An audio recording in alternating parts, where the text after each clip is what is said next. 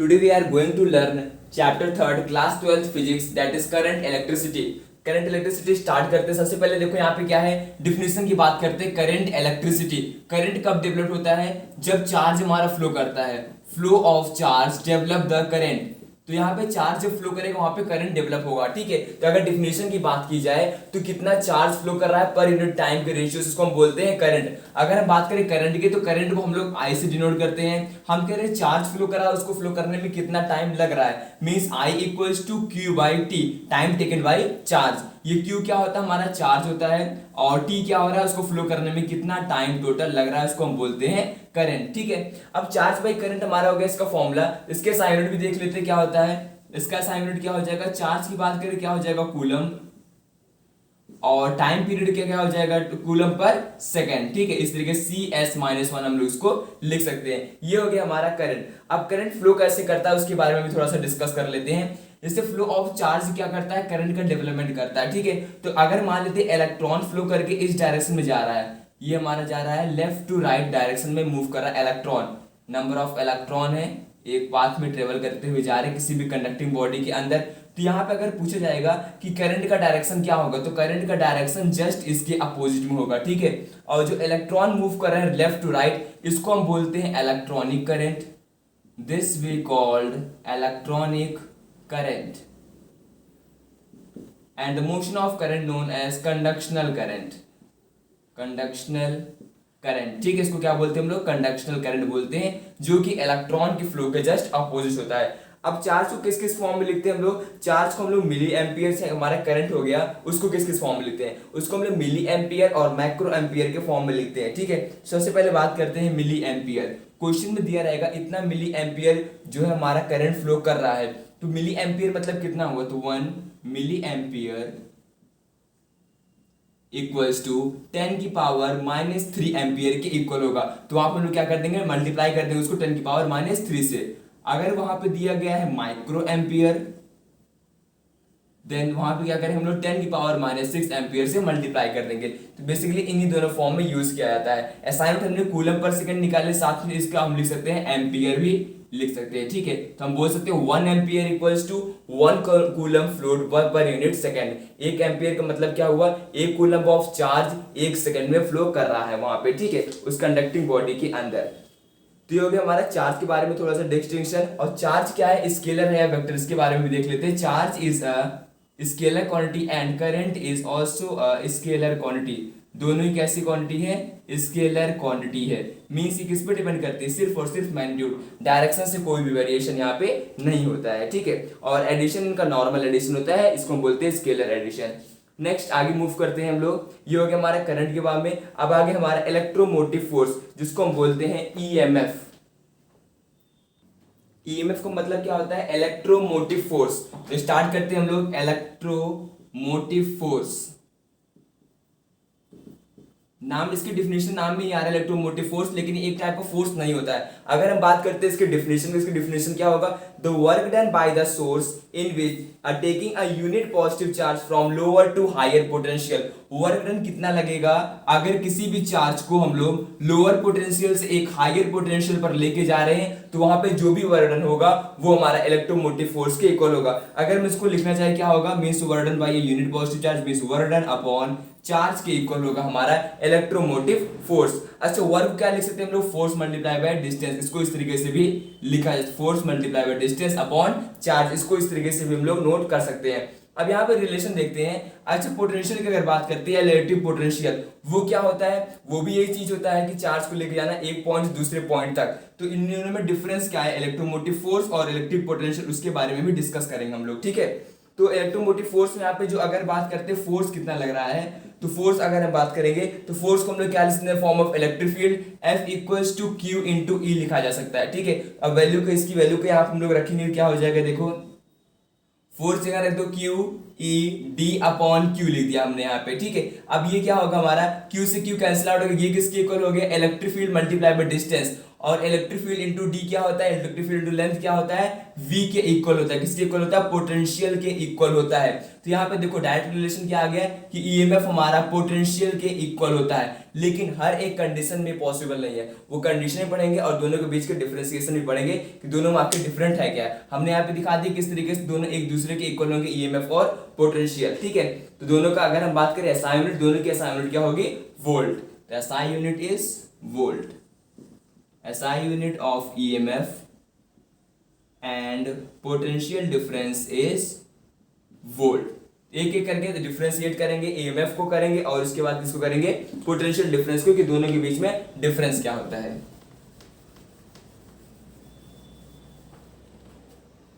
यहां पे लिख देते हैं इलेक्ट्रोमोटिव फोर्स,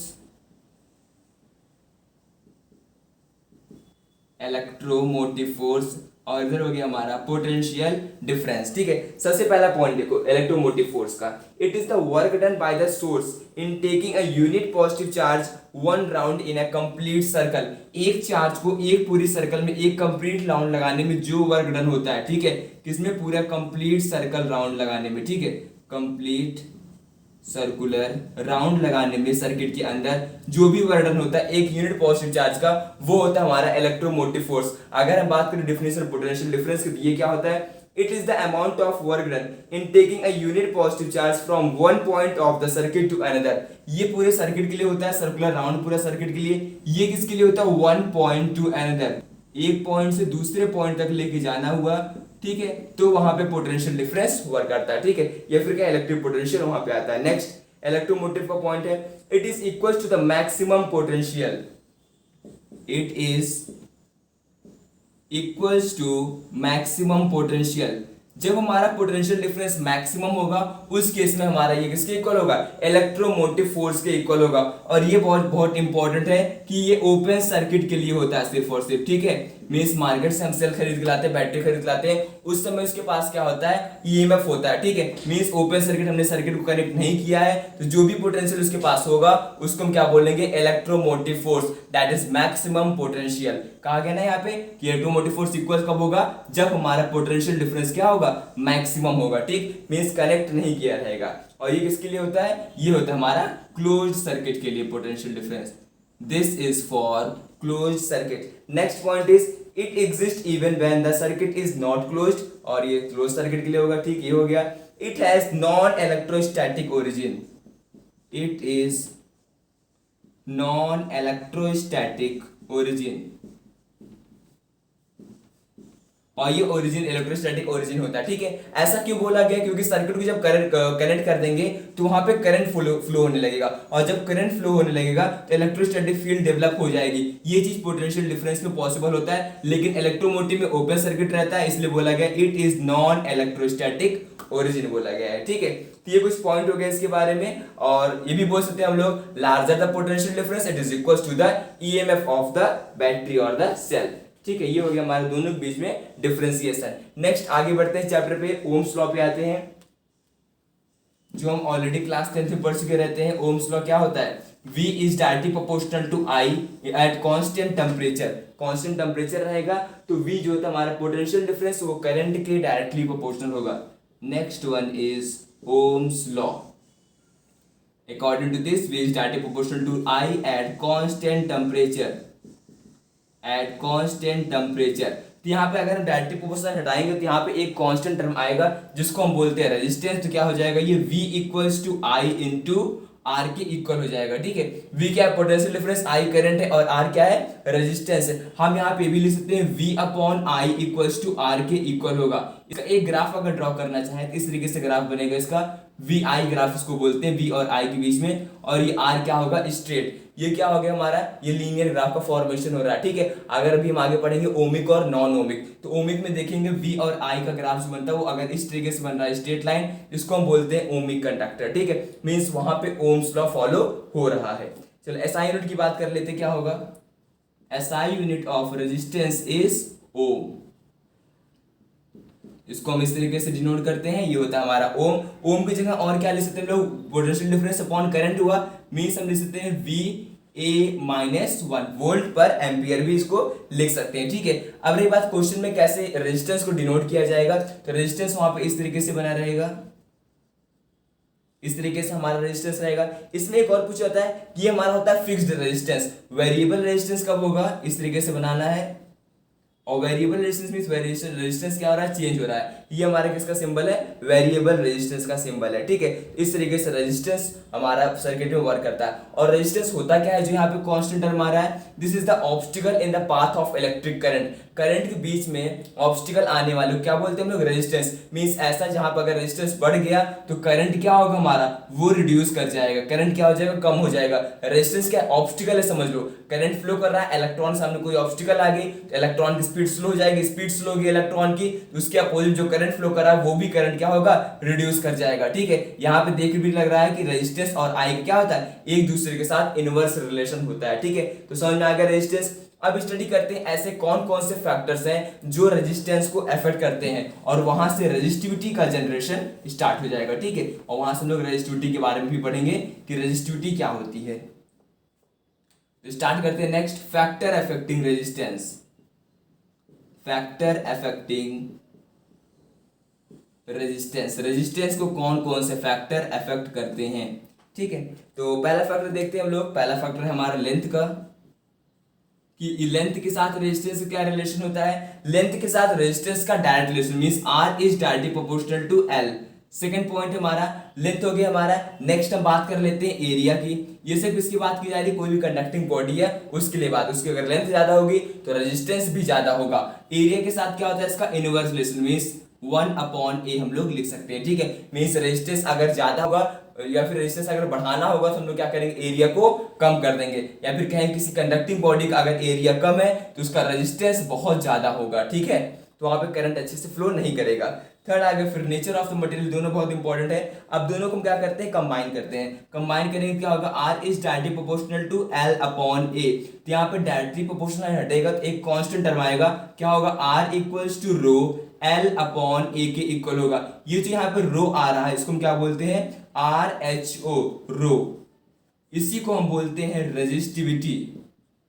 रेजिस्टिविटी कहीं कहीं जगह इसको भी लिखते हैं स्पेसिफिक रेजिस्टेंस भी बोल सकते हैं इसको हम लोग, स्पेसिफिक रेजिस्टेंस के नाम से भी इसको हम लोग जानते हैं। ठीक है, अगर हम बात करते हैं रेजिस्टिविटी की तो रेजिस्टिविटी को अलग कर लो यहाँ से। रो इक्वल्स क्या हो जाएगा, R इंटू A/L हो जाएगा। ठीक है, यहाँ पे देखो R की SI यूनिट हमने अभी पढ़ी ओम होगा, एरिया क्या होगा, मीटर स्क्वायर होगा। इसको यहाँ पे रखते हैं, देखिए क्या आ गया SI यूनिट इसका, ओम हो गया, मीटर स्क्वायर हो गया, ये नीचे मीटर हो गया, मीटर मीटर कैंसिल आउट, यहाँ पे क्या आएगा, ओम मीटर। ये हो गई SI यूनिट रेजिस्टिविटी की। ठीक है, किसी भी बॉडी के लिए अगर रेजिस्टिविटी के बारे में बात करें, अगर रेजिस्टिविटी ज्यादा है इसका मतलब वहां पे रेजिस्टेंस भी ज्यादा होगा। अगर रेजिस्टेंस ज्यादा है तो मींस करंट क्या होगा, उस समय करंट कम हो जाएगा, क्योंकि रेजिस्टिविटी रेजिस्टेंस का करंट के साथ इनवर्स रिलेशन होता है। ठीक है, अगर एग्जांपल के लिए हमने एक नाइक्रोम वायर लिया, ठीक है, और एक सिल्वर लिया, तो किसकी रेजिस्टिविटी निगेटिव में होगी, सिल्वर की रेजिस्टिविटी हमेशा निगेटिव में होगी। क्यों निगेटिव में होगी, क्योंकि रेजिस्टिविटी इसकी बहुत कम होती है, क्योंकि एक अच्छा सा कंडक्टिंग मटेरियल होता है हमारा सिल्वर। ठीक है, next one is conductance. Conductance को हम लोग G से डिनोट करते हैं, कंडक्टेंस G से डिनोट करते हैं। और G को क्या होता है, 1/R मींस क्या होता है, ये रेसिप्रोकल ऑफ रेजिस्टेंस, रेजिस्टेंस का जस्ट उल्टा, रेजिस्टेंस का जस्ट उल्टा मींस 1 रेजिस्टेंस, इसको हम लोग लिख सकते हैं। ठीक है, और इसको हम लोग G को लिखते हैं 1/R। और रेजिस्टेंस होता क्या है, obstacle in the path of electric current, current के बीच में आने वाले ऑब्स्टिकल क्या बोलते हैं हम लोग, रेजिस्टेंस बोलते हैं। तो जस्ट इसका अपोजिट क्या होता है, कंडक्टेंस मींस कंडक्टेंस क्या करेगा, करंट को हेल्प करेगा। या किसी भी कंडक्टिंग मटेरियल का या कंडक्टिंग बॉडी का अगर कंडक्टेंस ज्यादा है, इसका मतलब वहां पे करंट अच्छे से फ्लो करेगा, इलेक्ट्रॉन आसानी से मूव कर सकता है। ठीक है, तो रेजिस्टेंस की SI यूनिट क्या होती है, ओम। तो इसका क्या हो जाएगा, G का ओम इनवर्स। ओम इनवर्स को हम लोग क्या बोलते हैं, MHO, मोम बोलते हैं इसको हम लोग। ठीक है, इसकी SI यूनिट दूसरी SI यूनिट है। ठीक है, नेक्स्ट आते हैं हम लोग conductivity. Next one is conductivity. Conductivity क्या होती है, वो जस्ट इसका जैसे हम लोग कंडक्टेंस के बारे में पढ़ा 1 अपॉन रेजिस्टेंस, उस तरीके से कंडक्टिविटी रेजिस्टिविटी को डिनोट करने के लिए मींस 1 अपॉन रेजिस्टिविटी हो जाएगा। रेजिस्टिविटी क्या होता है, रो, 1 अपॉन रो, ठीक है। तो कंडक्टिविटी को हम लोग सिग्मा से डिनोट करते हैं, sigma equals to 1 upon rho. अगर हम बात करें रो के पूरे फॉर्मूले क्या होता है, rho equals to R A upon L. तो यहां पर अगर इसको लिखेंगे कैसे लिखेंगे, L upon R into A.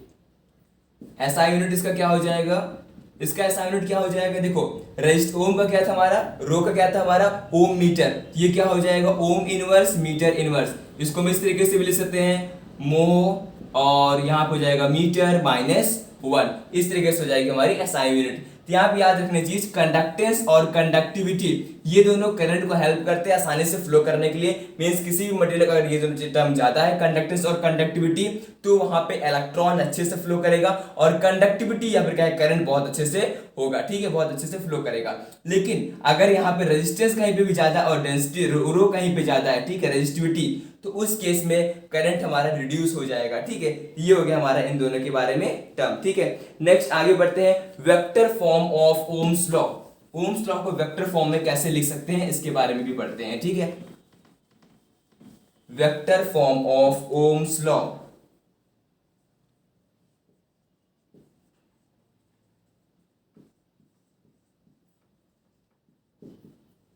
Vector form of Ohm's law.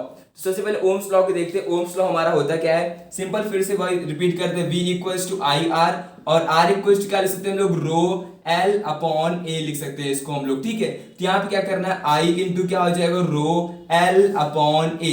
अच्छा इसको दूसरी देखो, यहाँ पे देखो कांस्टेंट टर्म होगा उसको थोड़ा सा साइड कर लेते हैं, ठीक है। यहाँ पे V को हम क्या लिख सकते हैं, E इंटू एल, अभी थोड़ी देर पहले बताया था कि V इक्वल्स क्या होता है, electric field multiply by distance. यहाँ पे क्या हो गया हमारा I अपॉन ए को हम एक साइड कर देते हैं, और रो एल को हमने क्या कर दिया, एक साइड कर दिया, और आई अपॉन ए को हम लोग क्या लिख सकते हैं, जे लिख सकते हैं, ठीक है। और हमने लिख दिया रो मल्टीप्लाई बाय एल हो गया, एल से एल कैंसिल आउट हो जाएगा, तो यहाँ पे बचेगा क्या, ई इक्वल्स टू जे रो, ठीक है। यहाँ पे इस तरीके से हम इसको लिख सकते हैं। इसका और कैसे लिख सकते हैं, देखो जे इक्वल्स टू क्या लिख सकते हैं हम लोग, अगर हम रो को इधर भेजते तो क्या हो जाएगा, सिग्मा हो जाएगा, ठीक है। क्या हो जाएगा, J equals to sigma into E. Sigma क्या होता है, कंडक्टिविटी, जे क्या होता है, करंट डेंसिटी, ई क्या है हमारा electric field. This is the vector form of Ohm's law, vector form of Ohm's law, इस तरीके से हम लोग इसको लिख सकते हैं, ठीक है। क्योंकि ये वेक्टर क्वांटिटी है जे, और ई हमारा वेक्टर है लेकिन सिग्मा नहीं है, ठीक है। तो इस तरीके से हो गया। उसके बाद आता है मटेरियल का क्लासिफिकेशन। तो मटेरियल को क्लासिफाई किया गया, कंडक्टिंग बॉडी जो होती है, कंडक्टर्स हो गए, इंसुलेटर हो गए, और सेमी कंडक्टर हो गए, ठीक है। तो थोड़ा इसको शॉर्ट फॉर्म में समझ लेते हैं, क्योंकि हम लोग बचपन से ही पढ़ते आ रहे हैं कंडक्टर, नॉट कंडक्टर और इंसुलेटर, ठीक है। अब देखो यहाँ पे कंडक्टर क्या होता है, जो कंडक्ट करेगा इलेक्ट्रिसिटी, उसको हम बोलते हैं कंडक्टर। इलेक्ट्रिसिटी क्यों कंडक्ट करेगा, क्योंकि इसके पास फ्री इलेक्ट्रॉन्स होंगे, और हमने अभी पढ़ा इलेक्ट्रॉन्स के मोशन से ही करंट फ्लो होता है, ठीक है। इंसुलेटर क्या होता है, वहां पे इलेक्ट्रॉन तो होते हैं लेकिन वो बाउंडेड फॉर्म में होते हैं, वो इलेक्ट्रॉन जो होते हैं करंट में कंडक्शन में हेल्प नहीं करते हैं, ठीक है। Semiconductor are those material which resistivity lie between, जिसकी रेजिस्टिविटी इंसुलेटर और कंडक्टर के बीच में लाई करती है, ठीक है। तो बेसिकली अगर हम बात करें रेजिस्टिविटी, तो रेजिस्टेंस की तो कंडक्टिंग बॉडी का नेगेटिव में होता है, और इंसुलेटर का पॉजिटिव में होता है, और सेमी कंडक्टर का दोनों के बीच में होता है, ठीक है। अब यहाँ पे आ गया रेजिस्टेंस के बारे में। तो रेजिस्टेंस की कितनी पावर, इसको कैसे समझेंगे, इसके बारे में हम पढ़ने वाले हैं, ठीक है। Next one is commercial register. कौन कौन से हम लोग यूज करते हैं, कॉमर्शियल रजिस्टर। तो कॉमर्शियल रजिस्टर को पहले समझने से पहले कलर कोडिंग आना चाहिए, कि कलर कोडिंग कैसे की जाती है। किसकी बात करें हम लोग, कार्बन रजिस्टर की। कौन से बारे में पढ़ने वाले हम लोग, कार्बन रजिस्टर की कलर कोडिंग कैसे की जाती है, कलर कोडिंग कैसे की जाती है, ठीक है। तो एक हम चार्ट बना देते हैं जिसके बेसिस हम याद कर लेंगे कि किस तरीके से इसकी पावर को हम लोग डिनोट करते हैं। ये हमारा कार्बन रेजिस्टेंस का इस तरीके से कोडिंग होती है कार्बन रेजिस्टर में। अब यहाँ क्या करना है, इस तरीके से हम लोग कैलकुलेट कर सकते हैं यहाँ पे कि इसका जो मेन रेजिस्टेंस होता है उस रजिस्टर का रेजिस्टेंस कितना होगा, ठीक है।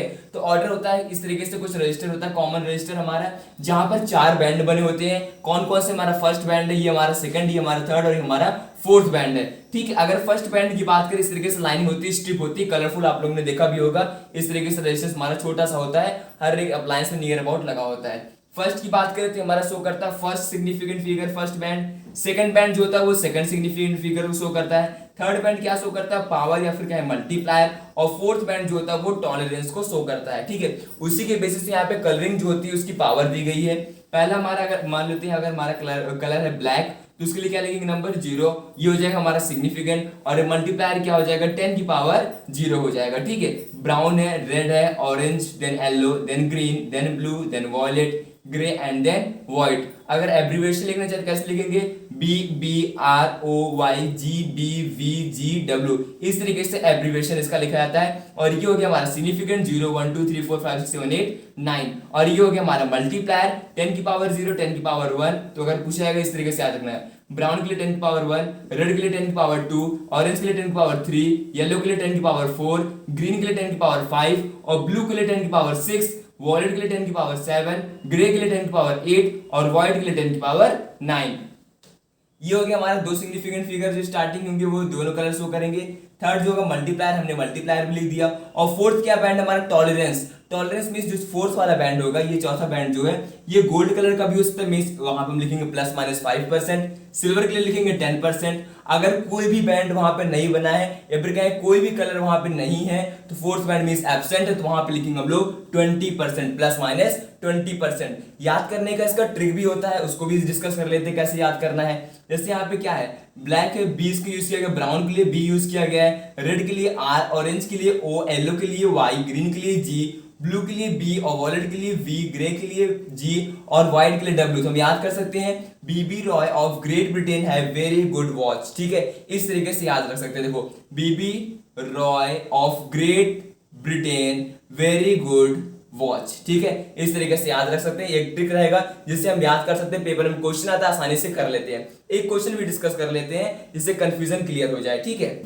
तो एक क्वेश्चन लेते हैं, इसी पे रेजिस्टेंस एक बनाते हैं और वहां पे क्या करना है, उसका टॉलरेंस या फिर क्या ओवरऑल रजिस्टर का रेजिस्टेंस फाइंड करना है कितना होगा। ये हमारा कार्बन रजिस्टर है, यहाँ पे 4 बैंड लगे हुए हैं, 3 4, ठीक है। सब अलग अलग कलर के हैं। पहले हमारा समझ लेते हैं, यहाँ पे अपने आप नेमिंग कर लेते हैं। ये हमारा है रेड, ये हमारा है रेड और थर्ड भी हम ले लेते हैं रेड और ये हमारा हो गया सिल्वर। एक सिंपल सा क्वेश्चन ले लिया हमने, ये है हमारा सिल्वर। अगर इसको लिखना चाहे तो कैसे लिखेंगे, जो पहला दूसरा बैंड होगा वो क्या शो करेगा, सिग्निफिकेंट फिगर। थर्ड क्या शो करेगा, मल्टीप्लायर।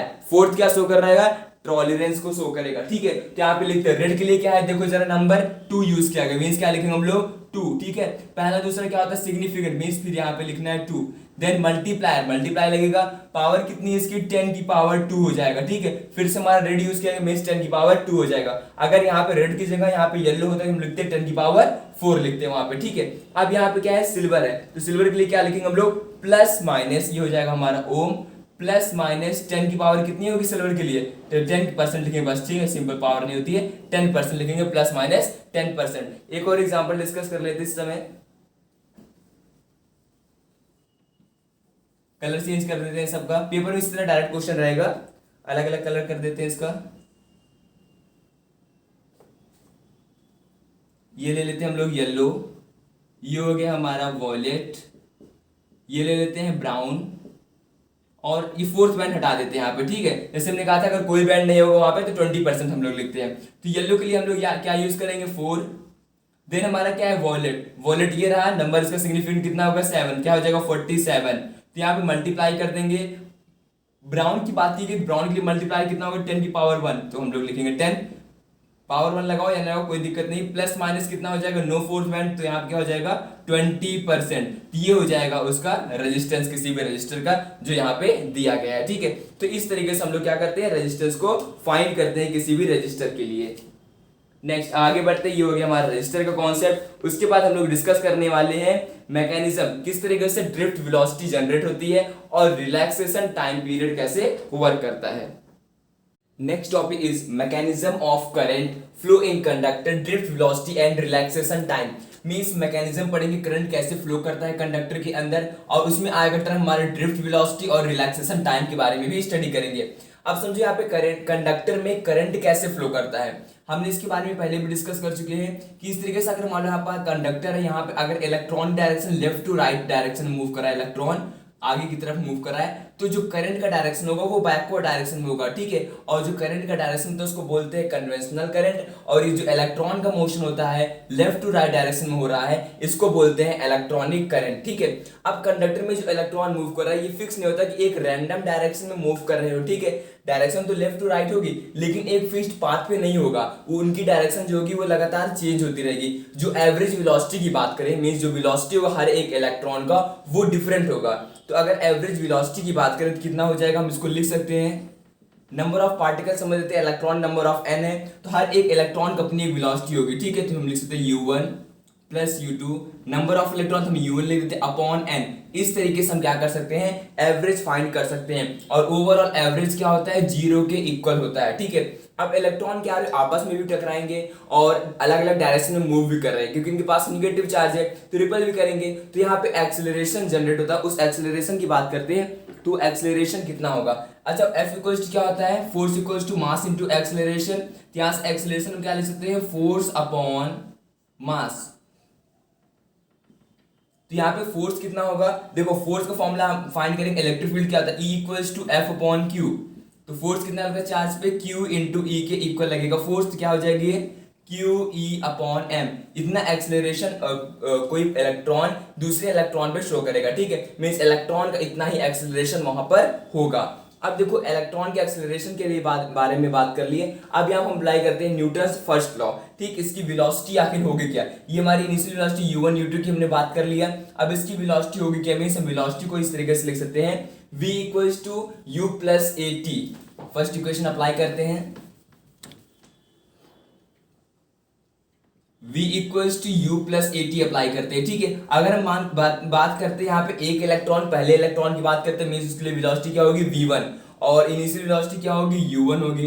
एक्सेलरेशन क्या होगा उसका, a होगा, ठीक है। एक्सेलरेशन a हो गया, ओवरऑल नेट एक्सेलरेशन a लेते हैं हम लोग, और उसका जो टाइम पीरियड होगा उसको हम लेते हैं τ1, ठीक है। अब देखो ये जो हमने यहाँ पे लिखा गया है, यहाँ पे लिखा है टाइम पीरियड को टाउ के सिंबल में लगाया गया है, इसको हम बोलते हैं रिलैक्सेशन टाइम। अब समझो रिलैक्सेशन टाइम होता क्या है, रिलैक्सेशन टाइम ने कहा कि एक इलेक्ट्रॉन की फिक्स्ड डायरेक्शन नहीं रहेगी, वो अलग अलग वेलोसिटी से रोटेट करेगा। मींस मानते हैं ये इलेक्ट्रॉन हमारा ये मूव किया इस तरीके से, आगे गए फिर वापस इस तरीके से मोशन हो रहा है। दूसरा इलेक्ट्रॉन यहाँ पर है, तो ये भी इलेक्ट्रॉन क्या हो रहा है, ये भी रैंडमली मूव कर रहा है। मूव करने के बाद जाकर के इस पॉइंट पर टकरा गया, मींस यहाँ पे इसके पास इनिशियल वेलोसिटी थी कुछ ना कुछ, जाने के बाद यहाँ पर दोनों इलेक्ट्रॉन आपस में मीट कर गए। मींस एक इलेक्ट्रॉन जब तक दूसरे इलेक्ट्रॉन से टकराता नहीं है या फिर उससे अटैच नहीं होता है वहां पे, या रिपल्सन नहीं फील करता है, उतनी देर में जो भी उसके पास टाइम होता है उसको बोलते हैं रिलैक्सेशन टाइम। मींस यहाँ से लेकर के यहाँ तक उसके पास टाइम क्या होगा पूरा, ये हो गया रिलैक्सेशन टाइम। इस इलेक्ट्रॉन क्या होगा, यहाँ से यहाँ तक हो गया इसका रिलैक्सेशन टाइम। फिर यहाँ पे किसी और इलेक्ट्रॉन से टकरा गया तो यहाँ से यहाँ तक हो गया रिलैक्सेशन टाइम, इसका दूसरा रिलैक्सेशन टाइम हो गया। मींस इस तरीके से रिलैक्सेशन टाइम क्या होता है, ये वेरिएट करता रहता है। अब यहाँ पे क्या होगा, ड्रिफ्ट होगा। इलेक्ट्रॉन को मूव करना था इस पाथ पे, ठीक है, इस पाथ पे, लेकिन इलेक्ट्रॉन का डायरेक्शन क्या होगा, उसने मूव किया इस तरीके से, मूवमेंट इस तरीके से थोड़ा सा होगा। मींस इलेक्ट्रॉन में क्या होगा, इतना सा चेंज आ गया, थोड़ा सा ये जो चेंज आ गया इसको हम बोलते हैं ड्रिफ्ट। इनिशियल में तो सेम था, लगभग नियर अबाउट एक ही पॉइंट नोटिस किया गया। तो यहाँ पे देखो लास्ट में क्या आ गया, दोनों इलेक्ट्रॉन के पाथ में एक इलेक्ट्रॉन था उसका दो पाथ निकाला गया, एक ओरिजिनल, एक यहाँ पे एक्सेलरेशन भी वर्क कर रहा है, रिपल्सन भी हो रहा है, तो क्या हुआ, हल्का सा चेंज आ गया, इसको हम क्या बोलते हैं, ड्रिफ्ट। और इस पे जो वेलोसिटी होती है इलेक्ट्रॉन की उसी को बोलते हैं ड्रिफ्ट वेलोसिटी। तो यहाँ हम v1 की बात करें तो v1 हो गया हमारा, v2 कितना हो जाएगा, u2 प्लस a टाउ 2, ठीक है। v3 कितना हो जाएगा हमारा, u3 प्लस a टाउ 3। इस तरीके से अलग अलग वेलोसिटी का फॉर्मूला लिख दिया गया, और नेट वेलोसिटी क्या होगी हमारे पास, v equals to u plus a t. इस तरीके से हम लोग इसको लिखेंगे, ठीक है। चलो अब सॉल्व करते हैं। अभी हमने फाइंड भी किया था कि जो ओवर एवरेज वेलोसिटी होगी वो किसकी इक्वल होगी, v1 plus v2 plus v3 plus, means v3 हमने लिया यहाँ तक, तो number of particle means vn ले लेते हैं, ठीक है, अपॉन n हो गया। इस तरीके से हमने कहा एवरेज वेलोसिटी हम लोग फाइंड कर सकते हैं, ठीक है। अब v1 जगह हम लिखेंगे u1 प्लस अल्फा टाउ 1, यहाँ हो जाएगा v1 की जगह u1 plus alpha tau 1 plus v2 की जगह लिख दो u2 plus alpha tau 2 plus v3 की जगह लिख दो u3 प्लस अल्फा टाउ 3। इस तरीके से हो जाएगा n नंबर ऑफ पार्टिकल्स के लिए, ठीक है। नंबर ऑफ वेलोसिटीज अलग अलग है, अपॉन क्या कर दो n। यहाँ पे जो कांस्टेंट उसको अलग कर लेते हैं। कांस्टेंट क्या आ रहा है हमारा, एक्सेलरेशन कांस्टेंट है, और u को क्या कर लेते हैं, अलग कर लेते हैं, क्योंकि हमको पता है कि जो एवरेज वेलोसिटी निकालेंगे, इनिशियल वेलोसिटी एवरेज, वो 0 के इक्वल होगी, तो उसको हम लोग 0 से डिनोट कर देंगे, ठीक है। आगे मूव ऑन करते हैं।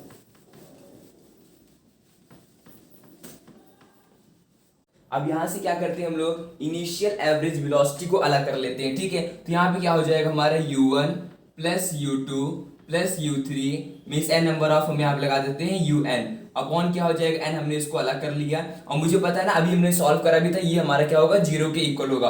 प्लस एक्सेलरेशन हमारा कांस्टेंट, उसको हमने बाहर कर लिया। यहाँ पे क्या आ जाएगा, टाइम पीरियड आ जाएगा τ1 plus τ2 plus τ3, n number of tau n हो जाएगा हमारा, अपॉन क्या हो गया n, ये हो गया हमारा एवरेज टाउ, ठीक है। अब ये हमारा क्या होगा, टोटल 0 के इक्वल होगा, इसको 0 कर देंगे तो मीन्स हमारा vd इक्वल्स कितना आ जाएगा, मीन्स ड्रिफ्ट वेलोसिटी कितनी हो जाएगी, 0 प्लस a, और इसको हम क्या लिख सकते हैं, इसको लिख सकते हैं और टाउ एवरेज लिख सकते हैं, या फिर सिंबल हमने क्या लिख दिया, टाउ लिख दिया, ठीक है। तो vd इक्वल्स क्या हो गया, 0 प्लस a टाउ। तो आप हम भी लिख सकते हैं vd equals to a tau. अभी हमने क्या किया था, एक्सेलरेशन को फाइंड किया था फोर्स अपॉन मास से, ठीक है। तो एक्सेलरेशन को ऐसे फाइंड किया था, कितना आया था हमारा एक्सेलरेशन, ई टाउ, और यहाँ पे एम आया था, और यहाँ पे हो जाएगा हमारा टाउ। ये हो गया किसका फॉर्मूला, वीडी का फॉर्मूला हो गया, ठीक है। हम बोल सकते हैं ई टाउ बाई एम। ई क्या है हमारा इलेक्ट्रिक चार्ज, कैपिटल ई क्या है इलेक्ट्रिक फील्ड, टाउ क्या है रिलैक्सेशन टाइम, और एम क्या है मास है, ठीक है। इस तरीके से ड्रिफ्ट वेलोसिटी का फॉर्मूला डिराइव कर सकते हैं। ये किसका फॉर्मूला आ गया, ड्रिफ्ट वेलोसिटी का, मींस एवरेज वेलोसिटी जो होगी इलेक्ट्रॉन की, अगर वो कंडक्टर के अंदर मूव कर रहा है, ठीक है। तो रिलैक्सेशन टाइप के बारे में हमने पढ़ लिया, ड्रिफ्ट वेलोसिटी के बारे में पढ़ लिए। नेक्स्ट हम डिस्कस करने वाले relation between electric current and drift velocity, means derivation by Ohm's law. Next है हमारा relation between electric current and drift velocity. यहाँ पर हम ओम्स लॉ का यूज करके इलेक्ट्रिक करंट और ड्रिफ्ट वेलोसिटी के बीच में रिलेशन फाइंड करेंगे, क्या होगा। सबसे पहले आप एक कंडक्टर बना लेते हैं जहां पर इलेक्ट्रॉन है और करंट फ्लो कर रहा है, ठीक है। इस तरीके से हमारा ये कंडक्टर है जो कि एक बैटरी से अटैच्ड है, यहाँ पे एक बैटरी लगी हुई है, और ये जो कंडक्टिंग बॉडी है ये बैटरी से अटैच है। तो अब इसमें क्या होगा, इलेक्ट्रॉन फ्लो करेगा, और यहाँ पे क्या होगा, करंट का मोशन होगा, ठीक है। तो इलेक्ट्रॉन मान लेते हैं यहाँ पे हमारा करंट जो है आई हमारा इस डायरेक्शन में फ्लो कर रहा है, तो इलेक्ट्रॉन का डायरेक्शन क्या होगा, इलेक्ट्रॉन इस डायरेक्शन मूव करना स्टार्ट कर देंगे। ये डायरेक्शन किसका है, इलेक्ट्रॉन का डायरेक्शन है, ये इलेक्ट्रॉन का डायरेक्शन है, इलेक्ट्रॉन इस डायरेक्शन में मींस अपोजिट डायरेक्शन में मूव करना स्टार्ट कर देंगे, ठीक है। अब यहाँ पे क्या होगा, इसका एक ना कुछ एरिया होगा, जो कंडक्टिंग बॉडी होगा इसका एरिया होगा, और उसका एक लेंथ होगा। तो यहाँ पे फाइंड करने वाले हम लोग कि यहाँ पे नंबर ऑफ इलेक्ट्रॉन्स कितने होंगे, क्योंकि नंबर ऑफ इलेक्ट्रॉन्स से हम लोग चार्ज फाइंड करेंगे, फिर चार्ज से करंट फाइंड करेंगे, तो वहां से रिलेशन फाइंड करेंगे ड्रिफ्ट वेलोसिटी और इलेक्ट्रिक करंट का रिलेशन क्या होता है, ठीक है।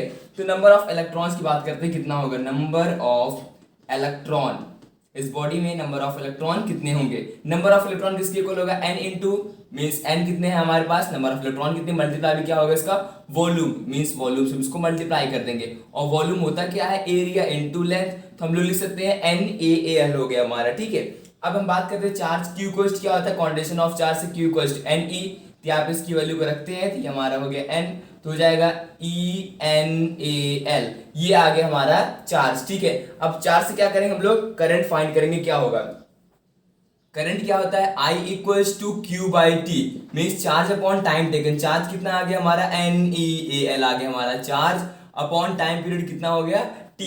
तो ये फॉर्मूला हमारा क्या बन जाएगा, देखो यहाँ पे थोड़ा सा चेंज ये आएगा, यहाँ पे क्या करना है, करंट I फाइंड करना है, Q हमारा ये हो गया, इसको क्या कर रहे हैं, टाइम पीरियड से डिवाइड कर रहे हैं, ठीक है। तो करंट फाइंड करना है, क्या होगा, तो हम इसको रखते हैं। अच्छा T को और कुछ लिख सकते हैं हम लोग, यहाँ पे डिराइव करते हैं हम लोग टाइम पीरियड को, यहाँ पे जरा ध्यान दो, टाइम को क्या लिख सकते हैं, डिस्टेंस अपॉन स्पीड लिख सकते हैं, और यहाँ पे जो इलेक्ट्रॉन होगी उसकी कौन सी स्पीड होगी, तो हम लोग डिस्टेंस अपॉन कौन सी स्पीड लिखेंगे, vd, जिसको हम बोलेंगे ड्रिफ्ट वेलोसिटी। और डिस्टेंस में इसका लेंथ कितना है, लेंथ हमारा l की इक्वल क्या हो जाएगा, I equals to ENAL upon L upon vd। तो L से L कैंसिल आउट हो जाएगा, तो यहाँ पे जो इक्वेशन बन के आएगी वो क्या होगी, I इक्वल्स टू EN, यहाँ पे हो जाएगा A, और ये VD ऊपर आ जाएगा, तो ये हो गया हमारा करंट। तो हमने क्या कर लिया अभी करंट फाइंड किया, और यहाँ पे देखो वीडी आ रहा है मींस ड्रिफ्ट वेलोसिटी, तो ये किसका रिलेशन हो गया, relation between electric current and drift velocity, किससे हमने प्रूफ किया इसको, ओम्स लॉ, ठीक है। तो I equals to E and AVD हो गया रिलेशन इलेक्ट्रिक करंट और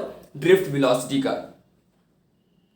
नेक्स्ट हम स्टार्ट करते हैं डिडक्शन बाय ओम्स लॉ से कैसे सॉल्व होगा, मींस ओम्स लॉ को डिड्यूस करेंगे, डिडक्शन बाय ओम्स लॉ, इसको हम लोग ओम्स लॉ से रिड्यूस करेंगे कैसे होगा, ठीक है। ओम्स लॉ हमारा होता क्या है, V इक्वल्स टू IR, ठीक है, सबको याद है। अभी उसका हम लोग यूज करके रेजिस्टेंस, रेजिस्टिविटी, कंडक्टिविटी और रेजिस्टिविटी सब चीजें फाइंड करेंगे कि क्या होगा, ठीक है। तब यहाँ पे फाइंड करते हैं ओम्स लॉ का यूज करके। तो सबसे पहले देखो यहाँ पे VD क्या हो जाएगा, VD की बात करते हैं, तो VD को हम क्या लिखेंगे, E टाउ बाई एम लिख सकते हैं, ठीक है। और इलेक्ट्रिक फील्ड और पोटेंशियल का क्या रिलेशन होता है, E equals to V by L, तो हम इसको क्या लिख सकते हैं, E V tau upon m l, ये हो गया हमारा VD that is drift velocity. अब यहाँ पे अप्लाई करते हैं Ohm's law.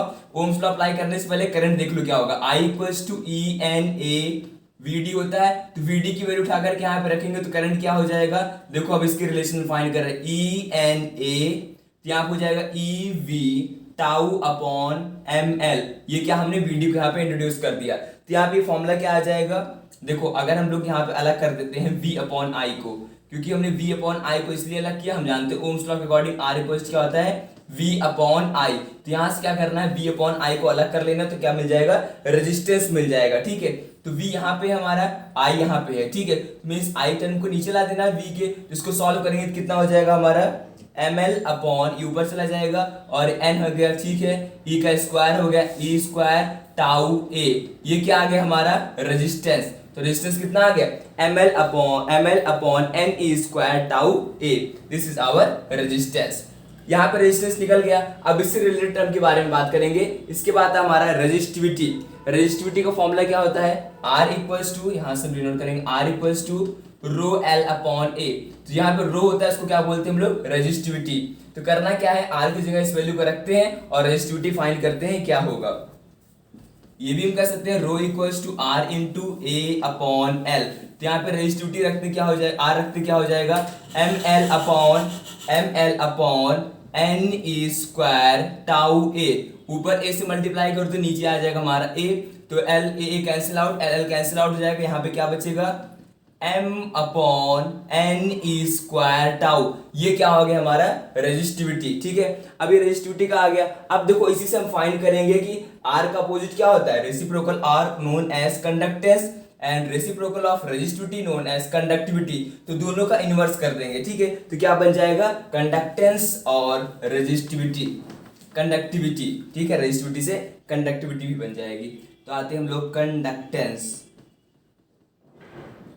Conductance is 1 upon R, इसका अपोजिट कर देते हैं, R हमारा क्या आ गया, ये आ गया हमारा R, इसको हम लिखेंगे क्या, n e square tau A upon m L.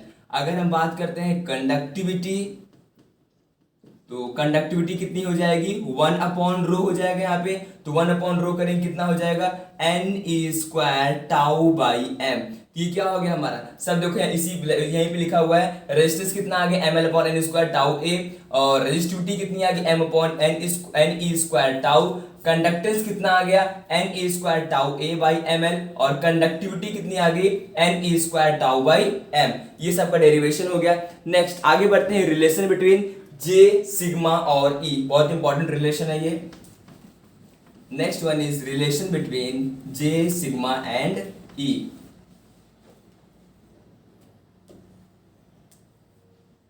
Relation between J sigma and E.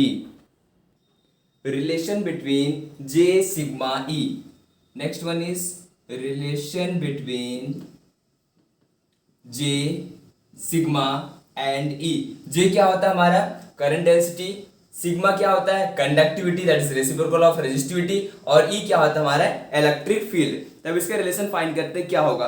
देखो रिलेशन फाइंड करने के लिए क्या करना पड़ेगा, सबसे पहले देखो हम लोग चार्ज क्या लिखे थे, Q इक्वल्स टू हमने E लिखा था, A से सॉल्व कर रहे थे, ठीक है। अब यहाँ पे देखो VD क्या होता है हमारा, VD हमने यहाँ से फाइंड किया था E टाउ बाई M, ठीक है, यहाँ से हमने VD को भी फाइंड किया था। अगर हम बात करते हैं करंट डेंसिटी J की, ठीक है, तो J इक्वल्स क्या होता है, I अपॉन A के इक्वल होता है, और आई का फॉर्मूला क्या होता है, I equals to E N A V D. यहां से अगर नीचे ए रखते हैं, ए से ए कैंसिल आउट हो जाएगा, तो क्या हो जाएगा, ये ई एन वी डी के इक्वल हो जाएगा हमारा करंट डेंसिटी। ठीक है, अभी करंट डेंसिटी में क्या है, वी डी आ रहा है, तो वी डी की जगह हम क्या करेंगे, इसको उठा के यहाँ पे रख देंगे। देखो क्या हो जाएगा, ई एन, और वीडी की जगह क्या हो जाएगा, ई टाउ अपॉन एम। तो इसका फॉर्मूला क्या बन के आ जाएगा यहां से, तो यहां से हम लिख सकते हैं n e square tau by m. तो ये हो गया हमारा किसका फॉर्मूला हो गया, ये यहां हमने क्या किया, जे से फाइंड किया, ये रिलेशन आ गया। ठीक है, अब इस रिलेशन में देखो, यहां पे हमने अभी सिग्मा के बारे में बात किया था जस्ट थोड़ी देर पहले। सिग्मा क्या होता है, n e square tau by m होता है हमारा सिग्मा। तो यहां से क्या कर सकते हैं, n e square tau by m को क्या कर सकते हैं, इसको अलग से करके यहां पे इसको हम लिख सकते हैं, ये हो गया हमारा सिग्मा। तो फॉर्मूला क्या आ जाएगा, J equals to sigma into ई। ये किसका फॉर्मूला हो गया, ये आ गया इनका रिलेशन, जे का, सिग्मा का और ई का रिलेशन हो गया। ठीक है, तो यहां से हम ये भी लिख सकते हैं, ई इक्वल्स टू, इसको हम इधर भेज देंगे तो क्या हो जाएगा, जस्ट रेसिप्रोकल हो जाएगा, सिग्मा का क्या हो जाएगा वो रो, ई इक्वल्स क्या हो जाएगा, जे रो। ठीक है, और इसके बारे में हमने बता भी दिया, ई इलेक्ट्रिक फील्ड है, जे करंट डेंसिटी है, और रो क्या है हमारा रेजिस्टिविटी है। ठीक है, इस तरीके से दोनों के बीच का रिलेशन आ गया। Next topic is mobility of charge career.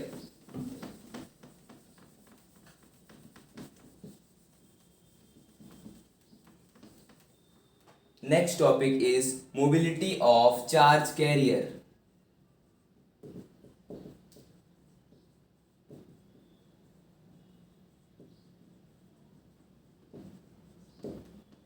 Mobility of charge career क्या होगा, देखो सिंपल इसकी डेफिनेशन की बात करते हैं। Mobility of charge carrier is the drift velocity acquired by the unit electric field. कितना electric field drift velocity obtain कर रही है, उसको हम कहते हैं मोबिलिटी ऑफ चार्ज कैरियर। तो mobility of charge carrier mu होता है हमारा, तो म्यू का फॉर्मूला क्या लिखते हैं, mu equals to we D upon e, means drift velocity obtain by the electric field. और वी डी को क्या लिख सकते हैं हम लोग, ई टाउ बाई एम, या हम लिख सकते हैं ई टाउ अपॉन एम, अपॉन क्या हो जाएगा ई। तो यहां से क्या हो जाएगा, ई से ई कैंसिल आउट, क्या आ जाएगा formula, e tau by m. तो ये क्या हो जाएगा हमारा ड्रिफ्ट वेलोसिटी। ठीक है, यहाँ क्या कंडक्टिविटी का रीजन होता है इलेक्ट्रॉन, और होल से क्या होती है, कंडक्टिविटी होती है। ठीक है, अगर इलेक्ट्रॉन के लिए लिखना हो मोबिलिटी ऑफ चार्ज के लिए, तो कैसे लिखेंगे, mu e equals to e tau e upon m. अगर होल के लिए लिखना हो क्या लिखेंगे, म्यू एस लिखेंगे, एस फॉर होल हो गया, और ई फॉर क्या हो गया, इलेक्ट्रॉन। तो इसके लिए क्या लिखेंगे हम लोग, e tau h upon m. ये हो जाएगा mobility of charge carrier for the electron and hole. SI unit की भी बात कर लेते हैं कि इसकी एसआई यूनिट क्या होगी। ठीक है, तो एसआई यूनिट किसकी बात करें, mobility of charge carrier. Formula क्या हो गया इसका, mu equals to we D upon E. इसकी एसआई यूनिट फाइंड करते हैं, तो एसआई यूनिट इसका होता है m square v minus one s minus one. ठीक है, ये होता है एसआई फॉर्म। एमकेएस में हमेशा लिखते हैं हम लोग एसआई फॉर्म। अगर पूछा जाता है पेपर में सीजीएस फॉर्म इसका क्या होगा, तो हम लोग इसको सीजीएस में भी कन्वर्ट कर सकते हैं। तो मीटर का सेंटीमीटर स्क्वायर कर देना, v माइनस वन और s माइनस वन। तो प्रैक्टिकल यूनिट हमारी क्या होती है, centimetre square, v minus one s minus one. ठीक है, तो यहाँ से रिलेशन भी फाइंड कर सकते हैं, वी डी म्यू का और ई के साथ क्या रिलेशन होता है। यहाँ पे देखो फॉर्मूला क्या होता है, आई का, आई इक्वल होता है e N A V d के इक्वल होता है। ठीक है, तो हम लोग वी डी इक्वल क्या लिख सकते हैं, यहाँ से वी डी इक्वल लिख सकते हैं म्यू ई। तो यहाँ पे इंट्रोड्यूस करते हैं, आई इक्वल क्या हो जाएगा, ई एन ए म्यू, और ये हो जाएगा हमारा ई। तो इस तरीके से करंट और मोबिलिटी ऑफ चार्ज कैरियर का रिलेशन भी फाइंड आउट कर सकते हैं।